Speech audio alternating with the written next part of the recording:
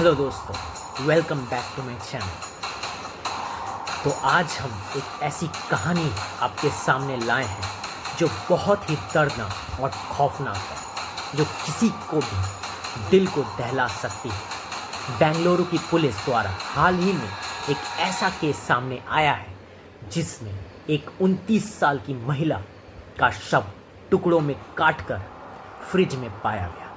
इस मामले ने पूरे शहर में सनसनी मचा दी है और पुलिस अब तक इस अपराध के मुख्य आरोपी की पहचान कर चुकी है और जल्द ही उसे गिरफ्तार करने का दावा कर रही है।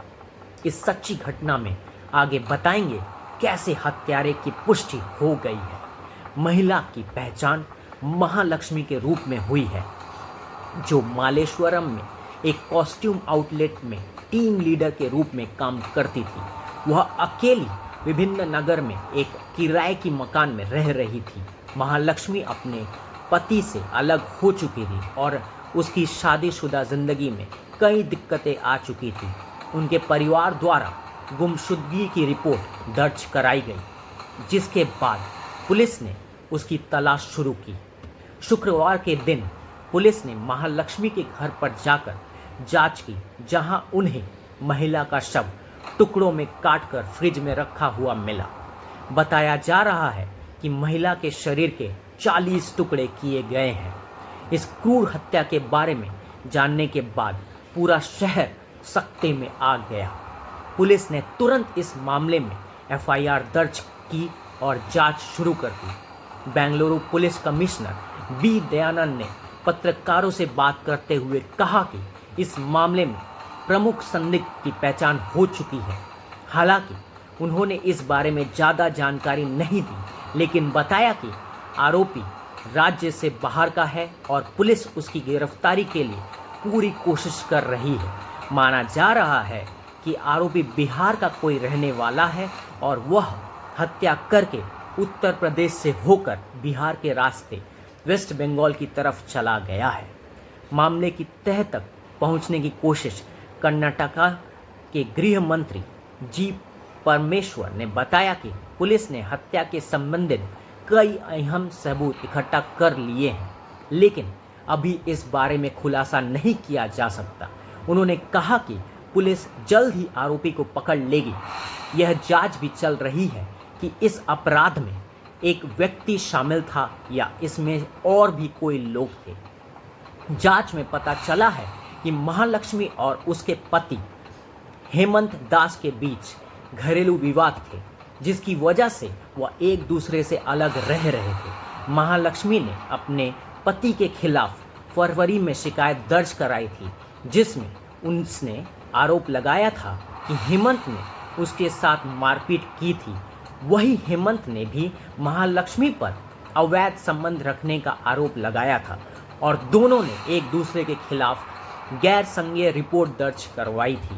महालक्ष्मी के पति हेमंत दास ने बताया कि वे दोनों 6 साल पहले शादी के बंधन में बंधे थे और उनकी एक बेटी भी है।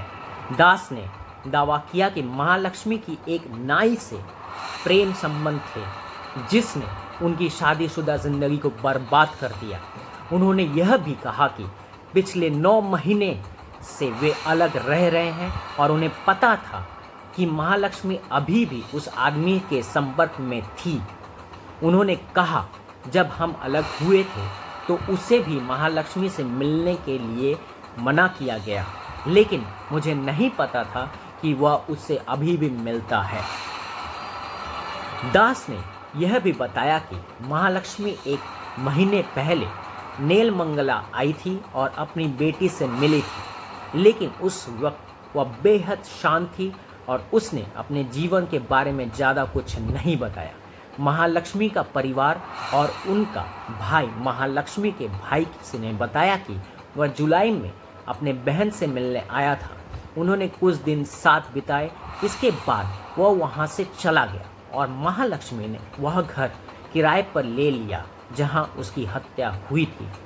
उन्होंने आगे बताया कि वे दोनों 15 अगस्त को मिलने का प्लान कर रहे थे ताकि स्वतंत्रता दिवस का जश्न मना सकें, लेकिन सितंबर को 4 तारीख महालक्ष्मी का कोई संपर्क नहीं हो पाया, जिसके बाद उनकी चिंता और बढ़ गई।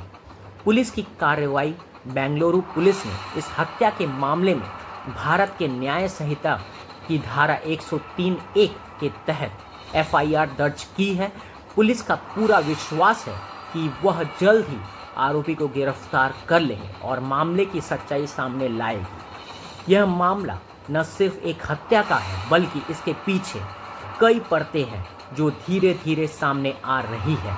यह घटना यह बताती है कि किसी भी जीवन में क्या चल रहा है, इसे जान पाना कितना मुश्किल है। महालक्ष्मी की हत्या ने न केवल उसके परिवार को गहरे सदमे में डाल दिया है, बल्कि इसने पूरे समाज को झकझोर कर रख दिया है। अब पुलिस की जांच पर सभी की निगाहें टिकी है कि वह कब और कैसे इस मामले की गुत्थी को सुलझाएगी। क्या है इस मामले की सच्चाई? मैं लगातार इस मामले को आपके सामने लाने की कोशिश कर रहा हूं। कोई भी अपडेट का पता चलेगा, मैं इस चैनल के माध्यम से आप सभी के सामने लाने की कोशिश करूंगा। अभी के लिए बस इतना ही। सतर्क रहे और सुरक्षित रहे। अच्छा लगे तो इस चैनल को ज़रूर फॉलो करें। धन्यवाद।